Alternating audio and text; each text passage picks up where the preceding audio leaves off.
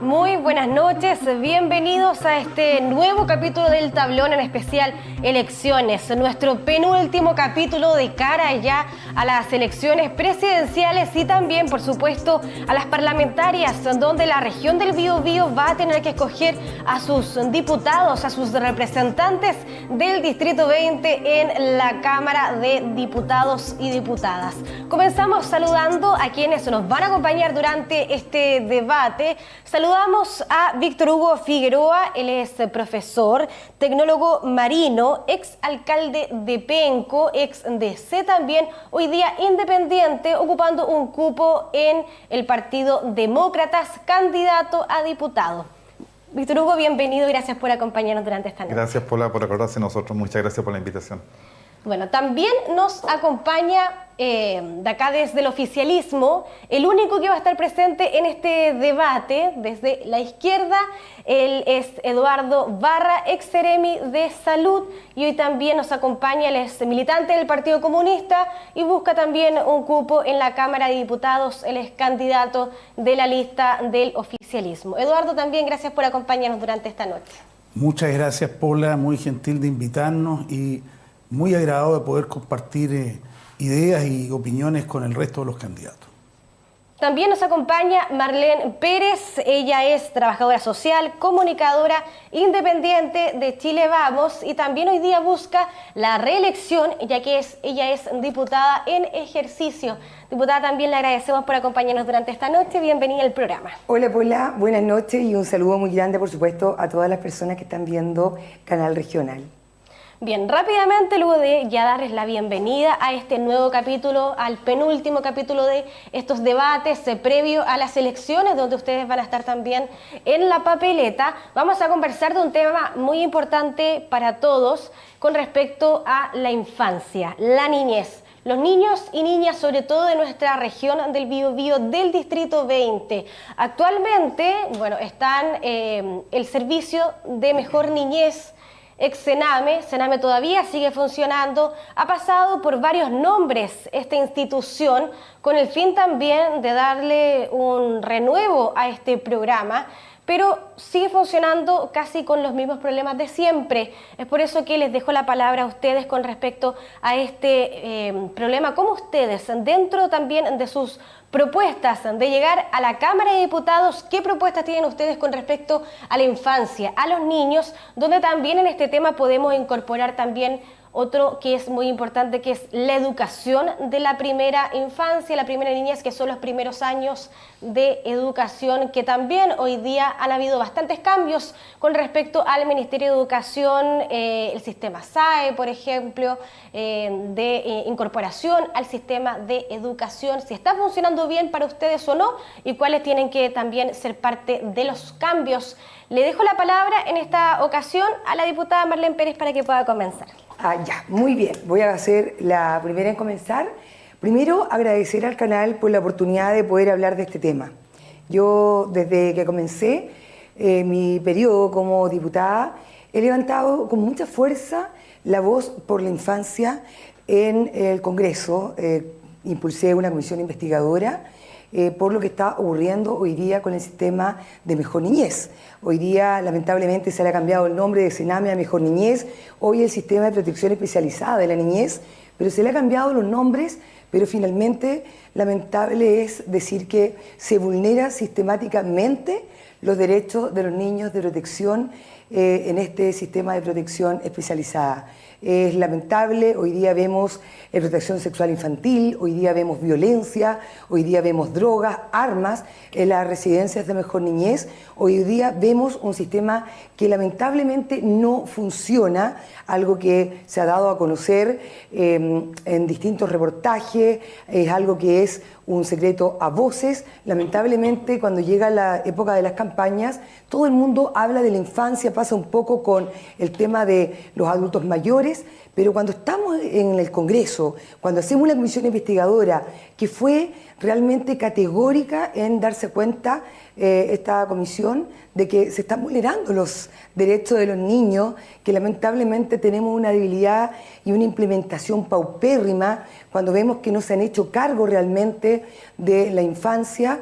Bueno, evidentemente preocupa porque no se han tomado medidas. O sea, por más que hoy día se diga de que se están preocupando de los niños, hoy día tenemos lamentablemente una situación crítica. Hace pocos días acá en la región vivimos una situación que también es doloroso darse cuenta de que sigue aumentando la explotación sexual infantil, y muchos de los casos de explotación sexual vienen de niñas que pertenecen a las residencias de mejor niñez. Además, hemos tenido, lamentablemente, claramente, la información de que se están mal utilizando los recursos dentro del servicio. Hay muchos operadores políticos hoy día no se han hecho cargo de una problemática que debería ser nuestra prioridad. Si no nos preocupamos de nuestros niños, si no nos preocupamos de los niños de protección, que es un deber del Estado, bueno, podemos hacer miles de investigaciones, comisión investigadora, pero lamentablemente, ¿qué es lo que se ha hecho de forma efectiva para proteger a la infancia?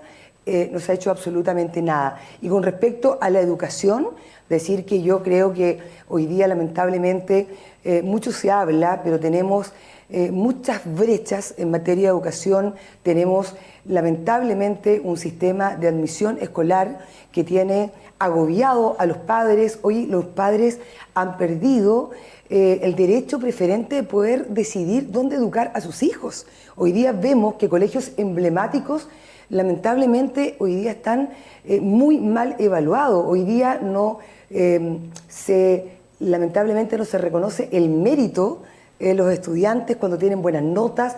Hoy tenemos el sistema de la tómbola que hemos impulsado con mucha fuerza para que termine este sistema, que creo que lamentablemente ha dejado a los papás en una situación muy compleja. Un niño que es de nuestra ciudad, un padre tiene un hijo en el sector de Collao y el otro hijo en el sector de Pedro del Río, cuando sabemos lo complicado que es poder trasladarse de un lugar a otro. Entonces, sinceramente creo que hoy no vemos un compromiso real. Siento que se habla mucho de la educación de la primera infancia, pero los recursos tampoco se han enfocado en la primera infancia, sino es cosa de ver el presupuesto de la región, que lamentablemente está dejando fuera programas importantes que tienen que ver con la infancia vulnerada y con programas que son súper necesarios para poder ayudar y proteger a los menores. Por lo tanto, sinceramente creo que es un tema que tenemos una deuda gigantesca. Creo que hoy la infancia no tiene que ver con los colores políticos, y yo espero sinceramente que quienes lleguen al Congreso lo vean como una prioridad y no solo como un argumento de campaña. Hoy día debemos colocarnos de acuerdo para terminar con la vulneración sistemática que viven los niños de protección, y no solo los niños de protección. Hoy día tenemos a muchos niños y estudiantes que lamentablemente no tienen la oportunidad de optar a un colegio de calidad o a un colegio que realmente tenga las condiciones para poder recibirlo. Tenemos colegios que están en pésimas condiciones, no hay recursos para poder construir nuevos colegios, para poder reparar nuevos colegios. Acá tenemos a alguien que fue alcalde de una comuna y que yo creo que puede dar fe de la necesidad imperiosa que hay de que realmente podamos trabajar también en materia de infraestructura. Son muchos temas, es muy amplio, pero quiero dejar también que los colegas o los futuros colegas puedan hablar al respecto. Pero a mi parecer creo que hay una deuda gigantesca y que tiene que ver con la infancia que hoy día está siendo abandonada, no solo los niños de protección, como el sistema de mejor niñez, sino que también la primera infancia. No hay sala cuna universal, no se ha avanzado como nosotros quisiéramos, se han colocado trabas y han tratado de no seguir con una sala cuna universal que es tan necesaria, porque en el fondo se le ha colocado demasiada ideología a un proyecto que creo que es una prioridad para nuestro país. Perfecto. Eduardo, le deseo la palabra también. Dentro de sus urgencias legislativas, usted llegando al Congreso, ¿cuál crees que son los puntos donde urge más colocarle énfasis a materias de infancia? Sí, a mí me parece que sin duda hay deuda. Hay deuda con la infancia, pero no solo con la infancia, hay deuda con un conjunto de necesidades que tiene la población hoy día y que deben ser resueltas por el Estado. No cabe ninguna duda. Por eso yo escucho el diagnóstico y digo, comparto el diagnóstico. Tenemos deuda. El problema es que tenemos que dotar al Estado de recursos para poder abordar esas deudas. Y eso implica presupuesto. Y ese es un tema de discusión permanente. Hoy día, de hecho, se está discutiendo en el país la ley de presupuesto del próximo año y el cómo nosotros somos capaces de incidir desde la ciudadanía organizada en generar recursos a partir de esta discusión, y poner en el fondo la exigencia para que se destinen presupuestos a tareas de infancia y indudablemente a otras tareas que son necesidades de la sociedad y que nosotros asumimos como derechos de la sociedad, derechos sociales. Siendo Seremi de Salud, me correspondió estar permanentemente en contacto con el tema de niñez y particularmente con casos emblemáticos que se viven en la infancia vulnerada, que no son la mayoría de los niños que también están al cuidado de los sistemas de protección. Son una minoría, pero son los más emblemáticos. ¿Y en qué sentido más emblemático? En que tienen un grave problema de seguridad social, no tienen hogar, además muchas veces tienen deterioro psicoorgánico y alteraciones de salud mental no menores y por ende también conductas muy ligadas con la agresividad y en otras oportunidades también finalmente en la medida en que se van haciendo mayores de dependencia de droga, abuso y por supuesto prostitución infantil o adolescente. Esos son casos que se viven cotidianamente y que duelen en el alma, porque uno dice, ¿cómo somos capaces, como Estado del país, de Chile, como Estado de Chile, de dar soluciones? Ahora, no todos son esos casos, no todos, pero indudablemente esos emblemáticos nos gritan todos los días en la realidad cotidiana del país. Ahora, yo creo que vuelvo a poner sobre la mesa el tema de fondo, recursos. Por eso a mí me sorprende que se hace un diagnóstico y se plantean todas las deudas que tenemos con la sociedad y sin embargo se le quiere negar recursos al Estado. A mí me parece que eso es una contradicción al menos, porque no puede ser que nosotros le quitemos 1.500, 2.000, 6.000, allá es una fiesta, algunos dicen 15.000 hasta 25.000 billones de dólares a la ley de presupuesto del país, y resulta que ¿a dónde se van esas plata? No se van a los operadores políticos, puede haber un sector, pero es menor. Se van a darle respuesta en expresión de políticas públicas a necesidades que tiene la gente, a necesidades como la infancia, por ejemplo. En educación, yo quiero insistir en un tema que a veces pasa un poquitito rápido en la agenda del mundo de la política, la educación inicial. Está demostrado, está estudiado, hay múltiples presentaciones y uno puede revisar la literatura a nivel mundial respecto a la relevancia que tiene en el desarrollo de un ser humano, lo que significa la educación inicial, el percibir el mundo a partir de su relación con la madre, con el padre, con la familia, el aprendizaje del lenguaje, por ejemplo. Sin ir más lejos, eso está muy determinado con esa relación que se vive en la familia, pero también posteriormente da la necesidad de trabajar por parte de las madres, en muchos casos, en la mayoría, en nuestra realidad de país. Pues bien, necesitamos a la cuna universal, indudablemente que la necesitamos, y necesitamos también a la cuna precisamente que tenga los aportes multidisciplinarios para poder abordar ese estímulo en la infancia que permita el desarrollo de seres humanos que posteriormente van a transformarse en jóvenes, en adultos que van a construir este país. En ese sentido, yo solamente quería recordar un aspecto de la infancia en el cual el gobierno del presidente Boric, del cual he sido parte, ha cumplido con creces, que fue el anticuerpo Nirsevimab. El Nirsevimab fue una inversión que hace este gobierno, lo compra y lo aplica el año 2024 y el año 2025 a todos los recién nacidos y a los lactantes menores de 6 meses. y se podría haber aplicado más, pero era más caro.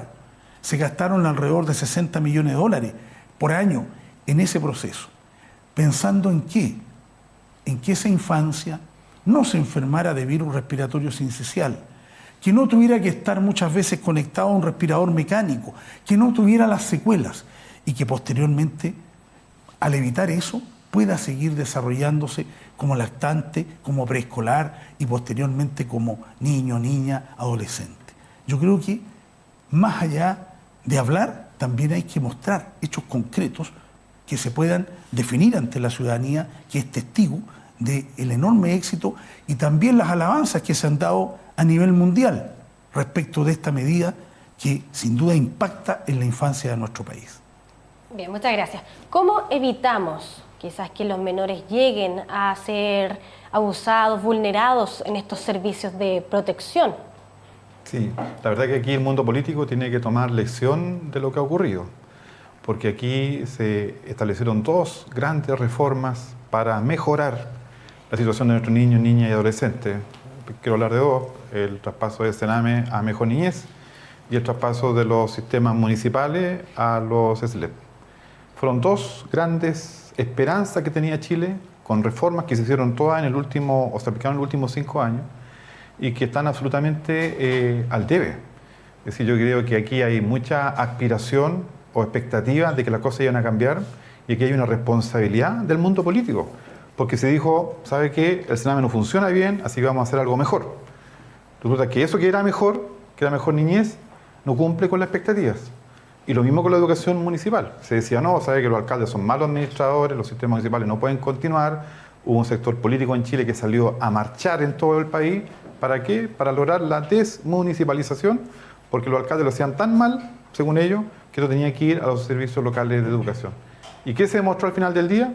Se demuestra que los SLEP, y esto es un análisis que hacen todos los centros de estudio, los SLEP también no han dado respuesta como se quisiera a las aspiraciones que tuvieron tanto profesor, tanto asistente de la educación, tanta administración municipal y sobre todo nuestros niños y niñas. Entonces, yo creo que lo primero es que el mundo político tiene que leer de que no basta con cambiar las cosas, porque ese cambio, en estos dos ejemplos, creo yo que fue para peor. En el tiempo de campaña nos llenamos de ofertones y de propuestas para cambiar el mundo, y la gente se ilusiona, pongamos fin al Sename, pongamos fin a la educación municipal. Pero la verdad es que otra cosa es con guitarra. Por lo tanto, yo creo que aquí el llamado de este nuevo ciclo político, de este nuevo parlamento, ojalá del nuevo gobierno y ojalá de las nuevas autoridades, es que a la hora que queramos cambiar las cosas, le pongamos un poco más de inteligencia, le pongamos un poco más de estudio, podamos hacer cambios que efectivamente sean para mejor. Se habló mucho de la reforma al sistema de AFP. Aquí llegó todo el mundo esperanzado de que prácticamente las AFP se iban a terminar, iban a haber un cambio importante en eso, y la verdad es que estamos terminando este ciclo político donde prácticamente las cosas no cambiaron mucho. Así que yo creo, Paula, que lo principal aquí es que el mundo político tiene que ser un poquito más responsable a la hora de hacer reformas, porque aquí hay dos ejemplos, justamente con nuestros niños, niñas y adolescentes, hay dos ejemplos donde las reformas resultaron ser peor de lo que existía antes de este cambio, y son políticas públicas que al final se financian con recursos de todos los chilenos y que no cumplen la expectativa de la gente. Sí, a mí me gustaría mencionar algo que creo que es súper relevante. Hoy día tenemos muchas leyes, pero que lamentablemente no se cumplen. Está la ley de garantía a la infancia, una ley que ha quedado de manifiesto en estas comisiones investigadoras que yo les mencionaba, que de verdad está lamentablemente no siendo implementada como corresponde. Hoy día hay un proyecto que es el proyecto de armonización, que es un proyecto que podría venir a subsanar las deficiencias que hoy día tiene el sistema, pero lamentablemente este proyecto, como lo ha hecho siempre este gobierno, le ha colocado siempre primero la ideología. Eso es una realidad. La comisión investigadora habló de que lamentablemente hoy día se está vulnerando sistemáticamente a la infancia en estas residencias que hoy día tiene el sistema de protección especializada de la niñez, porque ya no es Mejor Niñez. Hoy día ya no es Sename, ha cambiado 3 veces de nombre, pero seguimos viendo las mismas vulneraciones.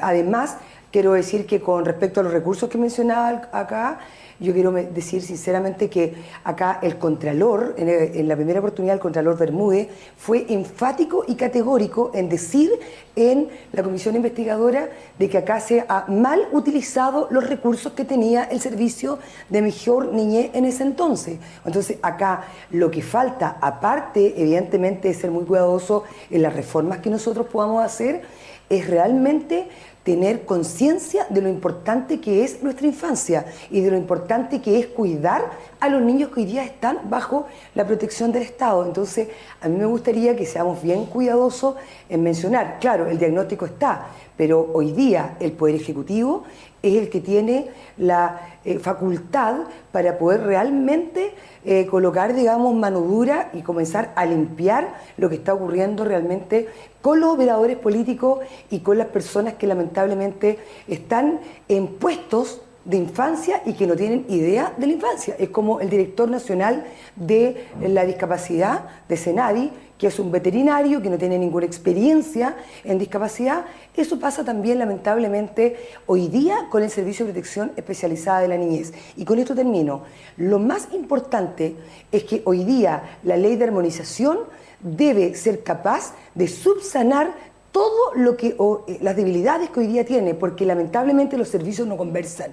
Hoy día los niños que están en la residencia no tienen la asistencia de un psicólogo como corresponde, de un psiquiatra como corresponde, y creo que si no conversan los distintos servicios y los distintos ministerios para poder atender a nuestros niños, jamás vamos a poder avanzar. Acá se necesita un compromiso real, más allá del discurso que puede ser maravilloso, diciendo que nos interesa la infancia.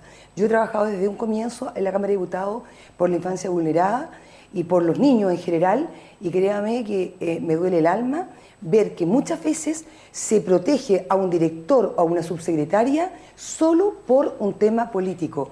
Créeme que si hoy día, que tengo plena certeza que vamos a hacer gobierno, yo voy a ser igual de fiscalizadora cuando se trate de vulneración de derechos de nuestros niños. La diputada acusa que se ha politizado un poco la infancia en los proyectos de ley del gobierno. ¿Lo ve así usted, que trabajó igual en conjunto con niños por la Seremi de Salud con ciertos proyectos? Yo creo que la crítica tiene que ser más profunda. El problema de la niñez no es de este gobierno. Si uno plantea que es del gobierno de Gabriel Boric, es muy mal planteado. Este es un problema estructural que tenemos y que se arrastra desde el Sename y que se arrastra de otras instituciones previas. O sea, estamos hablando por lo menos de 25 o 30 años. Y este es un tema de recursos, entre otras cosas. Por supuesto que se puede mejorar la gestión, pero justamente una de las cosas que dice Marlene, hay una serie de leyes que no se aplican, entre otras cosas porque para ser aplicadas requieren recursos.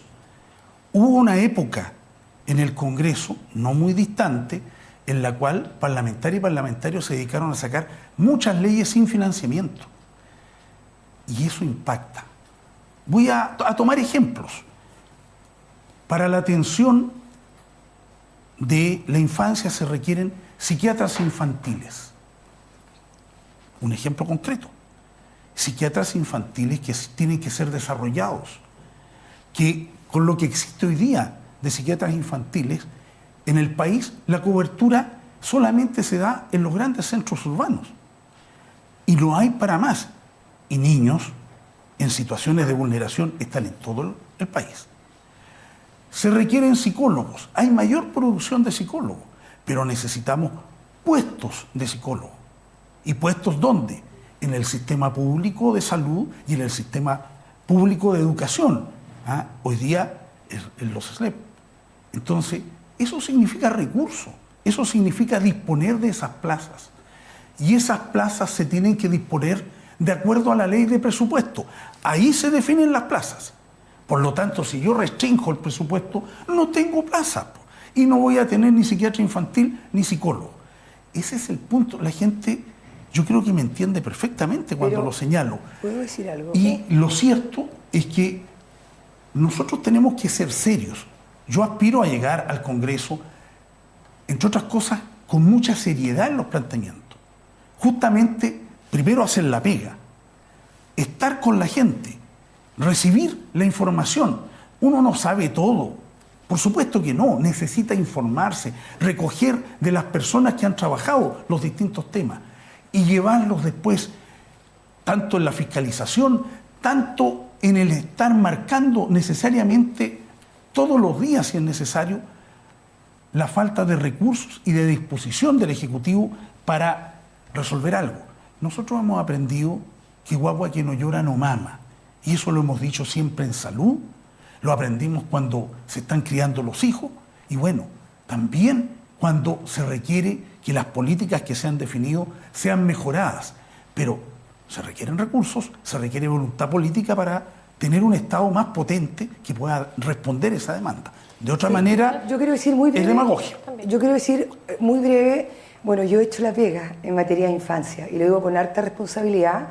Bueno, todos saben que la comisión investigadora que impulsé fue de verdad lapidaria en la realidad que hoy día existe con el sistema de protección especializada de la niñez. Esto es lo que yo estoy mencionando, no es que lo diga yo, acá hay pruebas concretas. Y segundo, los recursos están siendo mal utilizados. Efectivamente siempre faltan recursos, pero eso tiene que ver con el Ejecutivo, que tiene que colocar prioridades. Y si colocamos las prioridades en los derechos humanos, en otros proyectos que tienen que ver más bien en el tema ideológico, evidentemente no vamos a poder tener los recursos en la infancia que tanto lo necesita. Y hoy día cuando vemos el presupuesto, y yo le invito acá que revise el presupuesto, ahí se van a poder dar cuenta que hoy día se están eliminando 21 programas de la ley de presupuesto que tiene que ver con las personas mayores, con la reinserción que tanto habla este gobierno, porque Más Ama, que es un proyecto que es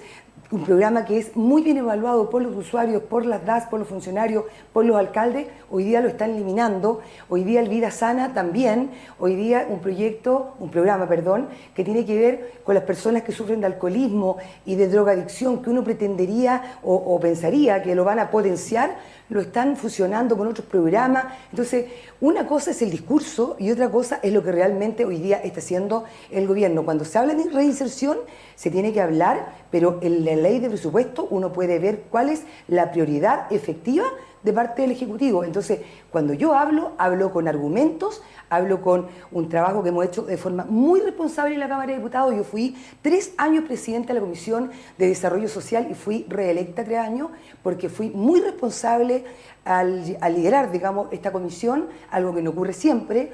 Y créeme que el tema de la infancia no tiene colores políticos. El tema de los adultos mayores tampoco debería tener colores políticos. Entonces acá, lamentablemente, el tema va por quién lidera nuestro país, que realmente le dé prioridad al tema de la infancia. Sí, mira, yo quiero poner el énfasis es que como sociedad tenemos que comprender de que todos los errores que estamos cometiendo hoy día en materia de educación y en materia de primera infancia, de protección de nuestros menores, nuestros niños, niñas, adolescentes, esto tiene una repercusión hoy día y en el futuro más grave de lo que nosotros logramos hoy día dimensionar. Si uno hace el estudio y la trayectoria de los adolescentes que hoy día están capturados por el crimen organizado, que están capturados por las mafias, que están capturados por los delincuentes, uno se da cuenta que la gran mayoría cumple con 2 o 3 requisitos. Uno, deserción escolar. Segundo, que pasó por algún centro del Sename, personas que tienen una trayectoria de vida muy difícil. Y esto significa que el Estado falló. Es decir, hoy día es fácil para nosotros hoy día crucificar a un adolescente delincuente, pero también la sociedad tiene que hacerse cargo de que aquí hubo un Estado que falló cuando ese niño, cuando ese joven que hoy día tiene 14, 15 años, ese joven cuando tenía 4 años, 5 años, 6 años, 10 años, el Estado falló. Y eso tenemos que nosotros como sociedad y como mundo político comprender de que hay parte de nuestra responsabilidad y sobre todo el mundo político que diseña políticas públicas que el día de mañana no tiene efecto. Por tanto, el llamado, y esto lo digo siempre, que este nuevo Congreso, este nuevo ciclo político, hagamos leyes, pero con informes técnicos, menos ideología, menos concepciones propias, personales de cada uno, y tratar de hacer políticas públicas que son caras, que son miles y miles de millones de dólares que se invierten, pero que al final por ejecutar estas malas políticas públicas tenemos falencias como esta y que no me cabe la menor duda, que los errores que están cometiendo hoy día en los SLEP, las carencias que están cometiendo hoy día en los nuevos sistemas de protección, vamos a tener en 10 años más un problema mucho más grave de delincuencia adolescente, delincuencia juvenil, por los errores que se están cometiendo hoy día. Pero ¿es todo problema de recursos o también hay un problema de ejecución de los recursos que ya existen dentro del servicio? Porque ¿saben bien ustedes lo que pasa dentro de los servicios o no lo tienen muy claro? Disculpa, para cerrar y doy la palabra Sí, aquí sí. a mis amigos que están acá. Pero yo creo que el Estado debe hacer proyectos pilotos de mejor manera, porque mira, en los SLEP se elaboraron proyectos pilotos. Se estableció en algunas zonas, ¿cierto? ¿Cómo lo desmunicipalizamos y comienzan los SLEP? Al poco andar se detectaron 50.000 problemas. Entonces, ¿qué es lo que hizo el Estado? Dijo, ¿sabe qué? Los SLEP no están funcionando, vamos a postergar que el resto de las comunas o el resto de las regiones pasen a los SLEP porque efectivamente se evidenció de que habían falencias. En las comunas de Penco, la comuna de Tomé, la comuna de Talcahuano, perdón, en otras comunas de la región, todavía la educación es municipal, Sí. ¿me entiendes? Con todas las falencias y todos los problemas que existe, que contrae eso, paréntesis, el desfinanciamiento que hay en educación es porque el Estado obligó a los municipios a comprar, a contratar personas, pero no le agregó los recursos. Entonces, al final, eso generó un desfinanciamiento de los sistemas municipales. Pero lo que te quiero señalar es que todos estos planes, sobre todo en materia de infancia y protección, hay que hacer proyectos pilotos, evaluarlos en alguna región, en alguna provincia, y si son exitosos, se pueden aplicar a nivel nacional. Acá, cada reforma que se hace, se cree y se piensa que la solución al problema, y la historia demuestra que eso no ha sido así. Perfecto. Sí. Sí, Manuel. Sí, mira, yo lo digo con alta responsabilidad. Yo creo que evidentemente acá se necesitan más recursos, claramente. El presupuesto lo coloca el gobierno. Entonces yo entiendo lo que menciona, este es un tema de Estado, este es un tema estructural.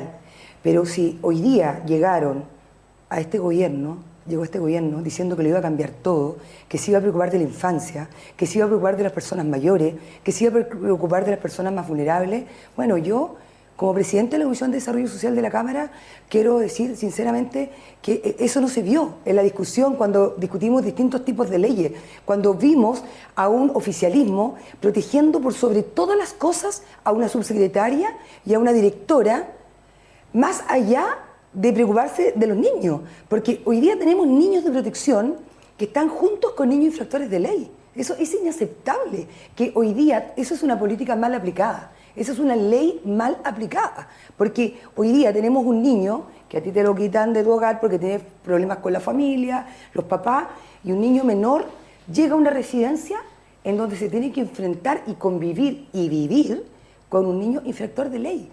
Eso es vulnerar doblemente a un niño de protección, y eso hoy día no podemos tolerarlo. Los niños, cuando necesitan y se desestabilizan, no tienen la contención con los profesionales adecuados. Entonces, hagamos algo, pero hagámoslo bien. Entonces, acá tiene que ver con recursos. Claramente se necesitan más recursos, pero además se necesita implementar bien una ley, y se necesita eficiencia en el gasto, no mala utilización de gasto, no más operadores políticos y personas que realmente tengan las capacidades, que entiendan en materia de infancia, pero que además tengan amor por la infancia. ¿Me entiendes tú? Si esto, independiente de las capacidades, también tiene que haber un tema de una vocación social y un compromiso con la infancia para quienes dirigen y lideran, y eso lamentablemente no lo hemos visto, porque acá muchas veces se privilegia el tema político por sobre el verdadero interés o las problemáticas que hoy día tienen las personas. Entonces, eso es lo que tenemos que tratar de entender. Hoy día necesitamos dejar un poco la ideología, tanta agresividad, tanta pelea, y tratar de poder llegar a puntos de acuerdo para poder sacar adelante todas las deudas que tenemos como país y lo que espera la gente. Si al final las personas, la gran mayoría de los que nos están viendo hoy día, no son ni derecha ni izquierda, lo único que quieren es que saquemos adelante las deudas que tenemos, los dolores que tienen las personas en sus hogares. Entonces, nosotros tenemos que ser capaces y responsables de entender que cuando yo critico en materia de infancia, no tiene que ver con querer criticar al gobierno. Esto tiene que ver lo que yo he visto en estos 3 años en la Cámara de Diputados, y que los expertos y que una comisión investigadora quedó al descubierto de que aquí se vulnera sistemáticamente y que las personas que están a cargo, lamentablemente, no son las personas idóneas. Muy bien. Se nos acabó el tiempo, le voy a dar a la vuelta de una pequeña pausa comercial, le voy a dar la palabra porque sé que tiene que terminar este tema. Así que vamos a ir a una pequeña pausa comercial y ya volvemos.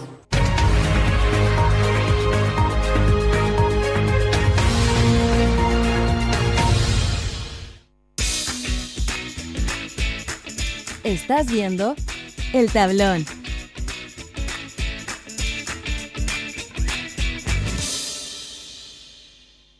Porque en Arauco transformar la madera es nuestro trabajo, pero transformar el mundo es nuestro propósito.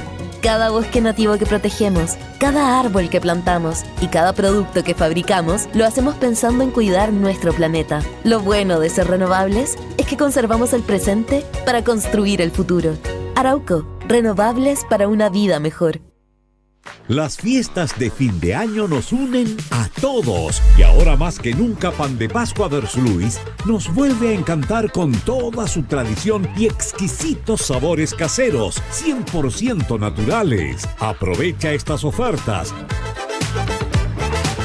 Venta al detalle y venta mayorista en todas nuestras sucursales. Consulta, cotiza y compra al teléfono 41 26 20 013. Elige Versluis, calidad desde 1978.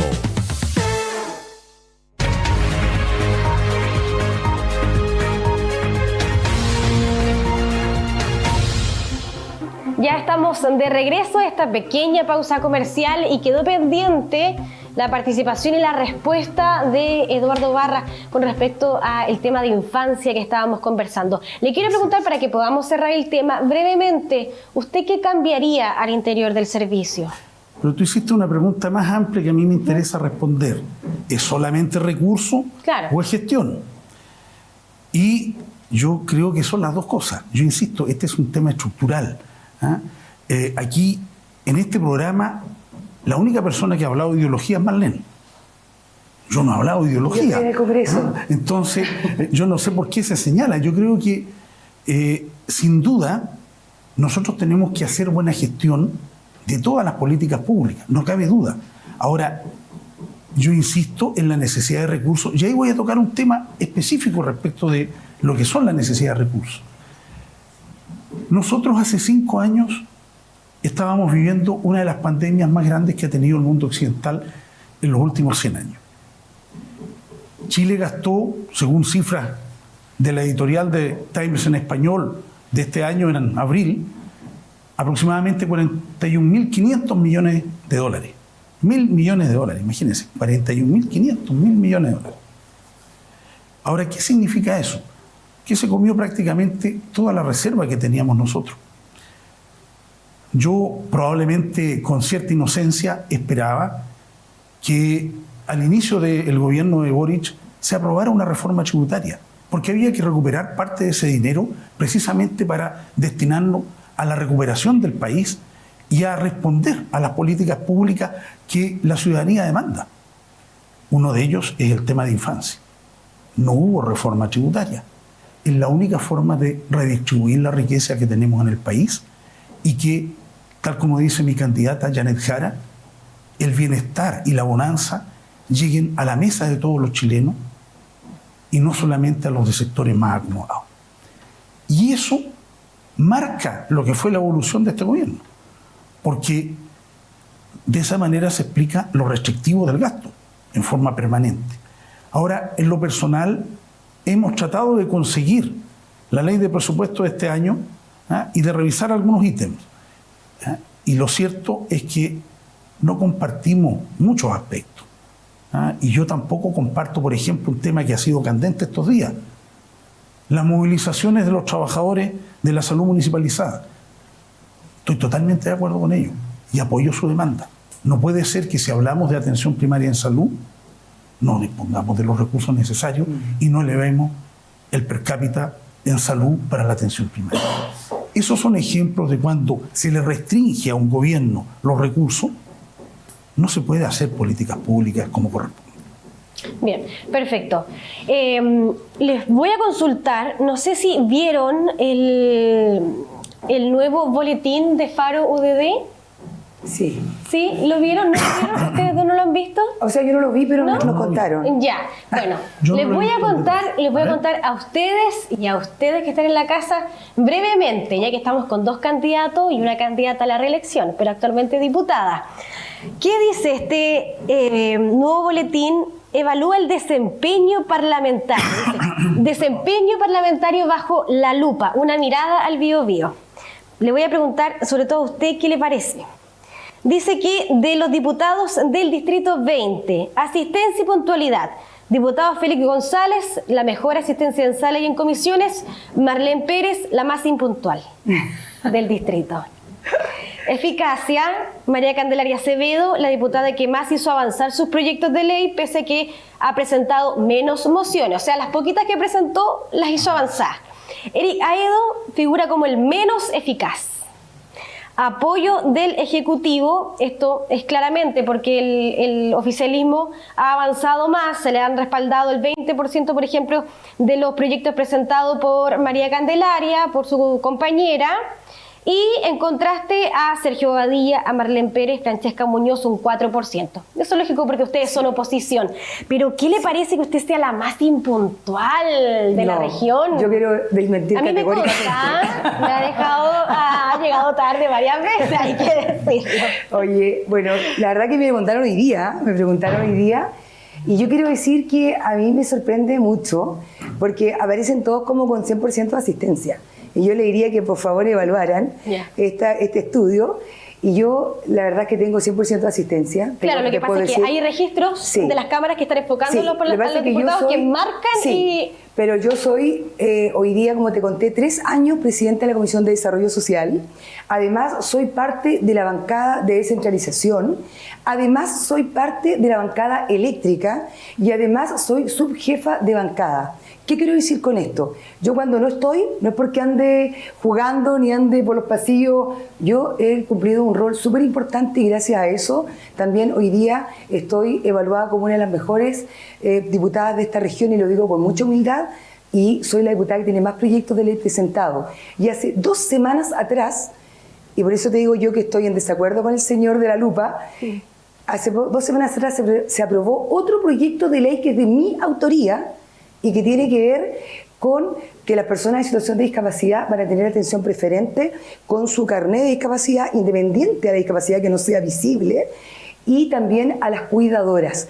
Y he tenido proyectos de ley que se han transformado en ley. Pregúntale a los parlamentarios cuando vengan acá cuáles leyes de su autoría se han transformado en ley. Entonces estoy completamente en desacuerdo y veo bastante sesgado ese estudio, pero yo he sido una persona tremendamente responsable y, como te digo, he cumplido un rol en la Cámara para mis pocos años, digamos, llevo 3 años, que sinceramente yo me siento muy orgullosa de mi trabajo y esa lupa, la verdad es que creo que está un poquitito ahí tratando de perjudicar mi gestión, pero gracias a Dios las personas saben que desde el primer día he sido una persona de terreno, he presentado iniciativas. El proyecto de directores de metales, que hoy día se fue al Senado para transformarse en ley, es de mi autoría, El proyecto de los spam, para que no sigan molestando a las personas, que las compañías se hagan cargo de buscar una herramienta digital para que no sigan llamando a todas las personas 10 veces durante el día ofreciendo servicios. Ese proyecto de ley también es de mi autoría.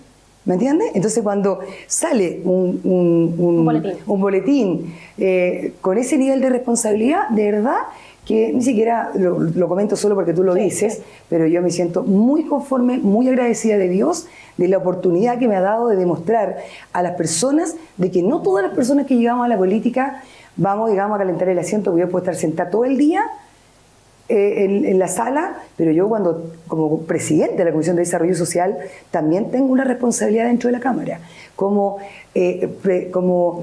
parte de la bancada, vicepresidenta de la bancada de descentralización, también tengo que estar en muchas reuniones y también en la bancada eléctrica desde el primer día fui muy crítica, y tú lo sabes, del ministro de Energía. Y bueno, finalmente tenía razón, te das cuenta, no tiene que ver con un tema ideológico. Cuando yo hablaba, cuando salía en la prensa, cuando nos reunimos muchas veces con muchos parlamentarios, era porque realmente había una mala gestión y que el ministro Pardo hizo lamentablemente una gestión que no estaba al nivel de una cartera como es el Ministerio de Energía. Entonces, claro, solo para detallar, no es que usted tenga la asistencia más baja, no, sino que es la más impuntual. Porque el que tiene la asistencia más baja es Eric Aedo. ¿Usted quería comentar algo? No, solamente decir que yo creo que es bueno que estos estudios se hagan públicos, porque los ciudadanos también tienen que tener esa información. ¿Sabes por qué? Porque la política hoy día está muy banalizada con el marketing, con la publicidad. Hoy día en campaña nosotros lo vemos. ¿Qué candidato tiene más paloma? ¿Qué candidato tiene más bandera? ¿Qué candidato tiene más frases en la radio?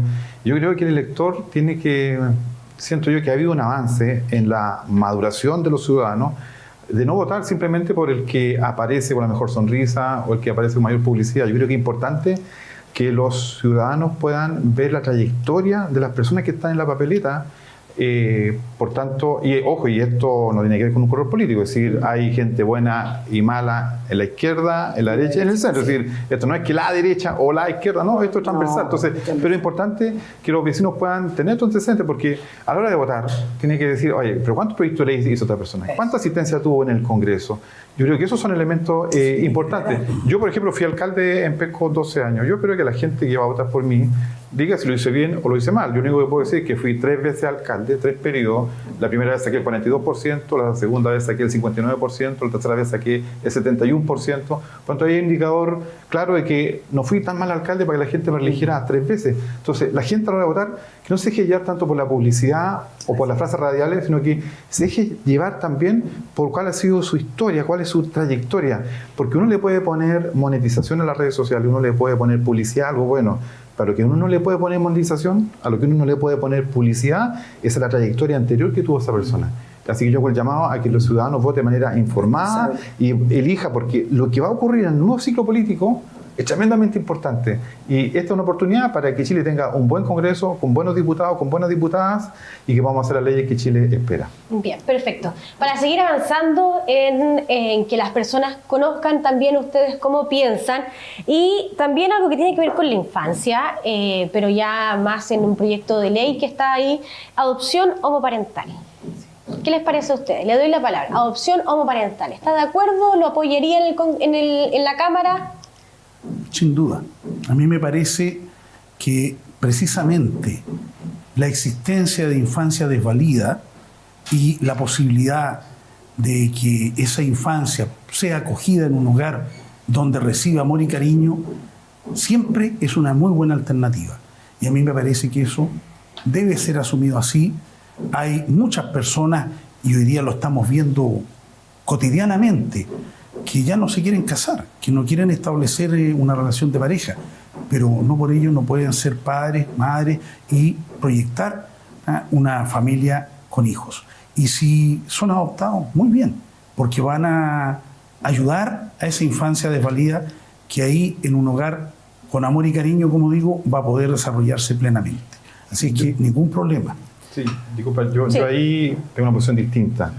Yo creo que hay miles, pero miles de matrimonios que no pueden tener hijos y que están anhelando, esperando y soñando la posibilidad de una adopción. Yo creo que si hay un bebé, yo tengo una hermana que fue adoptada por mis padres, que también era de la red Sename, y la verdad que siempre yo creo que hay que darle prioridad a aquellas familias donde hay un padre y una madre. Y eso ha sido desde el principio de la civilización. Por lo tanto, yo creo que si hay posibilidad de dar niño en adopción, no digo que no se haga lo que tú señalas, Eduardo, lo que digo es que yo le daría prioridad, ¿cierto?, a esos matrimonios que están haciendo trámites, y ojo, hoy día no es tan fácil de adoptar. Hay que pasar por 50.000 trámites. Entonces, yo le daría prioridad a aquellos matrimonios donde ese niño va a tener un papá y una mamá. Y claro, si existiera en Chile de que no tenemos la suficiente cantidad de matrimonios, que no es, pero supongamos que no hay suficiente, ahí yo acogería esa propuesta, pero mientras tengamos decenas de miles de matrimonios que no pueden tener hijos, que están disponibles de adoptar, yo le daría prioridad para hacerle a ese niño un hogar, ¿cierto?, donde ese niño va a crecer con la imagen del papá y con la imagen de la mamá. Bueno, nosotros avanzamos con la nueva ley de adopción, que créeme que con la misma responsabilidad que he trabajado por la infancia, intenté usar el sentido común, intenté privilegiar siempre el bien superior del niño. Porque acá lo que debemos pensar es en el niño, más que en lo que nosotros realmente queramos, digamos, con nuestros propios pensamientos. Por lo tanto, yo siempre comparto con nuestro futuro colega, Víctor Hugo, sí, que yo tengo la sensación de que hoy día siempre se debe privilegiar a muchas parejas, matrimonios. Afortunadamente, con esta nueva ley de adopción, los plazos se acortan y va a ser mucho más ágil, digamos, el proceso de adopción. Hace un rato estábamos hablando de mejor niñez, cómo mejorábamos, digamos, la situación de los niños vulnerables, ¿verdad? Y también tenemos que avanzar en las familias de acogida. Para allá debemos apuntar. Siempre priorizar el bien superior del niño.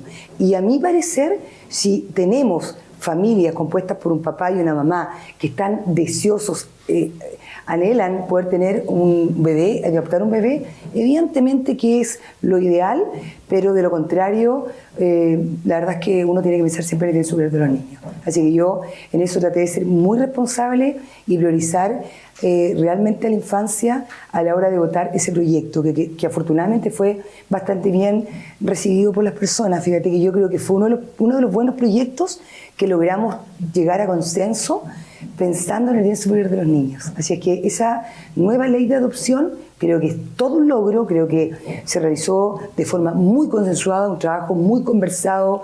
Creo que fue uno de los proyectos que yo podría hacer un check por parte de esta administración, porque logramos conversar, logramos llegar a acuerdos, logramos priorizar a la familia, evidentemente al papá, a la mamá, y también a tener todos los cuidados para que cuando tú adoptas un niño sea siempre privilegiando el bien superior del niño y siempre evitar cualquier riesgo, que es lo más importante. Quedan aproximadamente unos 10 minutos de este capítulo, así es que vamos con ideas concretas.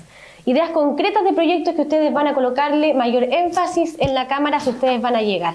En materia... Pero, ¿sí? Paula, tú me hiciste una pregunta que fue muy cerrada y yo la respondí en forma cerrada. Sí, sí. Que fue que yo estaba muy de acuerdo con La adopción. la adopción monoparental. Ahora, se pone un matiz respecto de privilegios. La infancia necesita hogares.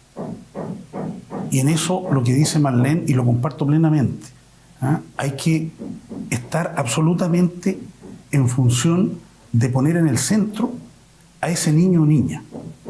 Y en ese sentido, quienes estén disponibles para adoptarnos, sean bienvenidos.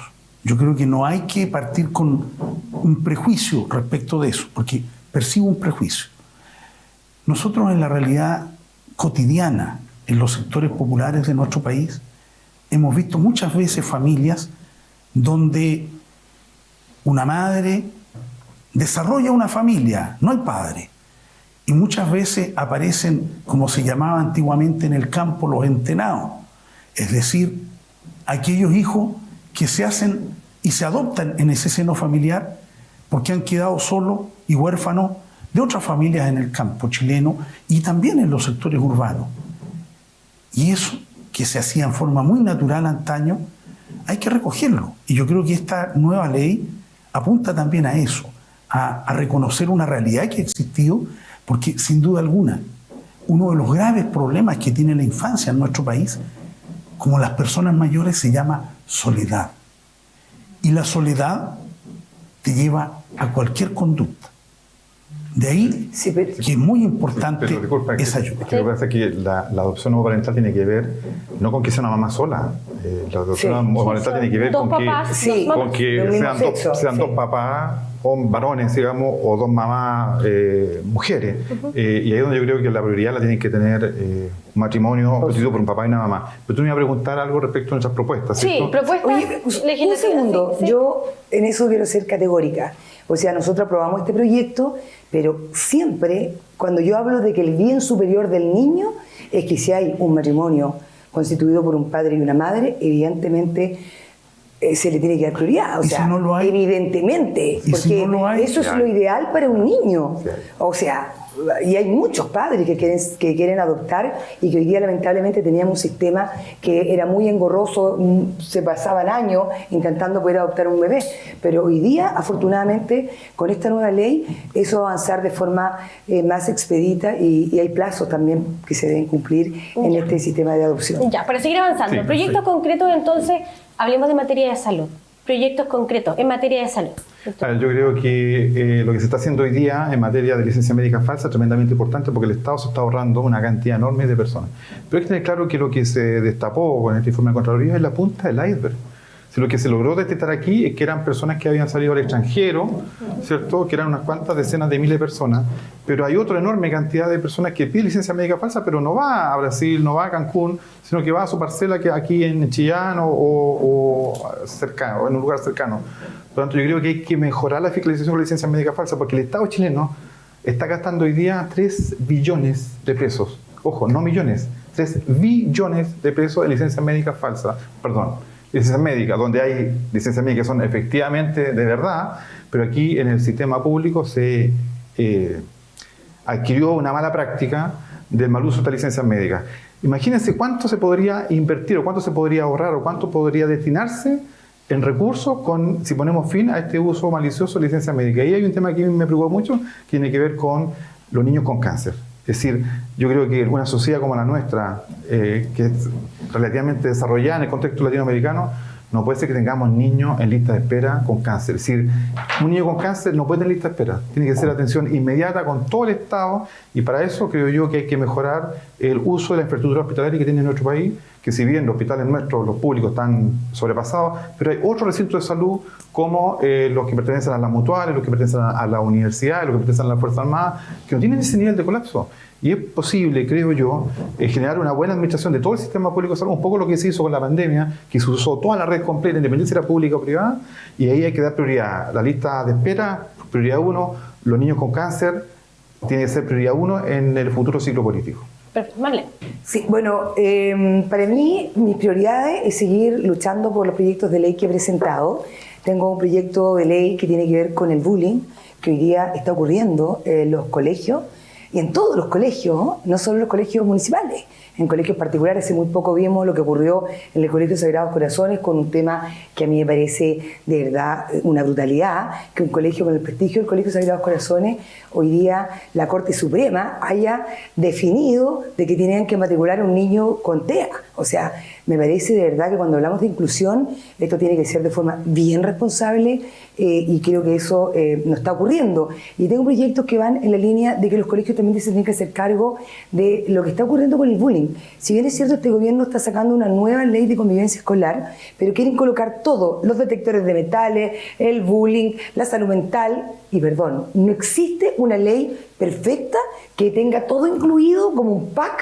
Eso de verdad que yo se lo digo aquí y ahora, y se van a acordar de mí, que ese proyecto nos va a poder subsanar todas las debilidades que hoy día tenemos en la violencia que hoy día existe en los colegios, el ciberbullying, y por lo tanto espero que mi proyecto de ley que yo presenté, que va relacionado con el bullying que viven muchos niños, a esta hora, muchos niños en distintos colegios están sufriendo de bullying. Y fíjate que no hemos hecho nada para poder sanar algo que realmente les afecta de por vida cuando los niños sufren este tipo de violencia.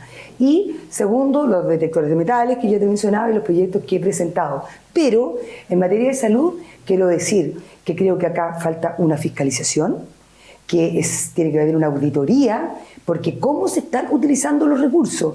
Y segundo, algo que me interesa mucho que tiene que ver con las licencias médicas. Yo desde que inicié en el Congreso pedí a la ministra, me reuní con el subsecretario, yo soy una persona bien trabajólica, por eso cuando dicen que soy la más impuntual, yo trabajo mucho. Y lo digo porque siempre lo hice cuando trabajaba en la radio, cuando trabajaba en todos lados, trabajaba en el canal, hacía eventos. Bueno, esta es mi forma de trabajo. Yo trabajo mucho y por lo tanto cuando yo levanto un proyecto, por ejemplo, el tema del COMPIN. El COMPIN yo hace 2 años y medio que hablé con la ministra Aguilera y le expliqué de que había muchas personas que hoy día sufren de enfermedades graves y que le rechazan sus licencias. O sea, hoy día por personas inescrupulosas que mal utilizan una licencia médica, hoy día la COMPIN le rechaza a personas que de verdad están enfermas. Entonces eso, ¿qué es lo que tiene que ocurrir? Una modernización de la Compin, y eso es urgente y necesario. Y segundo, el tema de infraestructura. ¿Sabes tú que acá teníamos 4 hospitales? 4 hospitales que se iban a construir y están paralizados. Acá en Coronel, un hospital que es tremendamente necesario. Bueno, yo espero en mi siguiente periodo, y espero que sea antes de este último periodo que le queda a este gobierno, que realmente tomen conciencia y que realmente comiencen nuevamente a activar este proyecto, digamos, de los hospitales que son tan necesarios para la comuna de Coronel y para las distintas comunas del Biobío. Y yo creo y confío en que ellos van a entender de que es necesario que se reactiven y que se sigan construyendo estos hospitales. Bien, le quedan 3 minutos para usted para... Muy preciso. Comparto la preocupación de esos 4 hospitales que en nuestro distrito corresponde específicamente al Hospital de Coronel. Así es. Ese es un hospital de alta complejidad.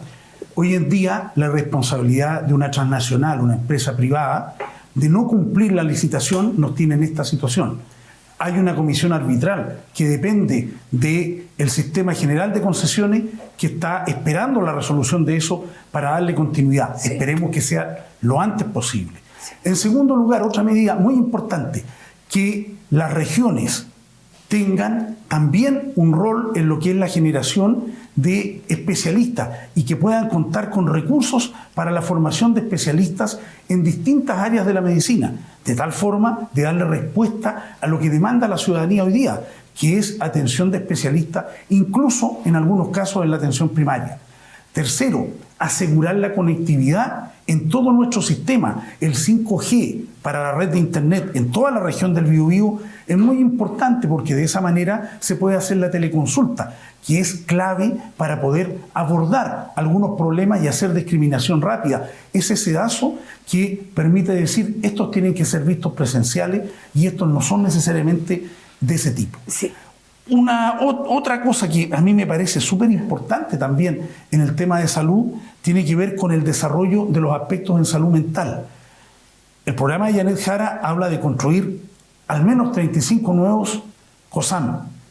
Necesitamos también dotar esos COSAM con personas, es decir, con profesionales dedicados, psicólogos, trabajadores sociales, médicos psiquiatras y, por supuesto, indudablemente, kinesiólogos, terapeutas ocupacionales y fonoaudiólogos. Pero de esa manera uno puede abordar esa deficiencia que se asume tan importante en toda la ciudadanía. Pero, a ver, Eduardo, ¿puedo decir algo? Sí, perdón, es que tengo que decir algo. Me interrumpes en lo que pero qué importante lo que te quiero mencionar. No, he hablado mucho, la locutora era yo. Yo quiero decir, Eduardo, que todo lo que usted está prometiendo, está diciendo de su precandidata, tiene en su programa, bueno, todas esas cosas que usted menciona las tenía el presidente Gabriel Boric en su programa y no se ha cumplido absolutamente nada. Venían a arreglarlo todo y resulta que la gente creyó y confió. Entonces es importante no prometer tanto, pero prometer poco, pero hacerlo bien, porque de verdad que hoy día hay una deuda gigantesca con las promesas que hizo el gobierno. Marlene, yo estoy hablando de los proyectos de ley y respondiendo a la pregunta que me hizo Pola. Y la idea es precisamente empujar el programa de gobierno que tiene Janet y apoyar esos proyectos de ley, porque de otra manera nosotros sabemos cómo funciona la Cámara y Marlene lo tiene muy claro, el Ejecutivo es determinante de los proyectos de ley y por eso es que lo estoy señalando con tanta firmeza.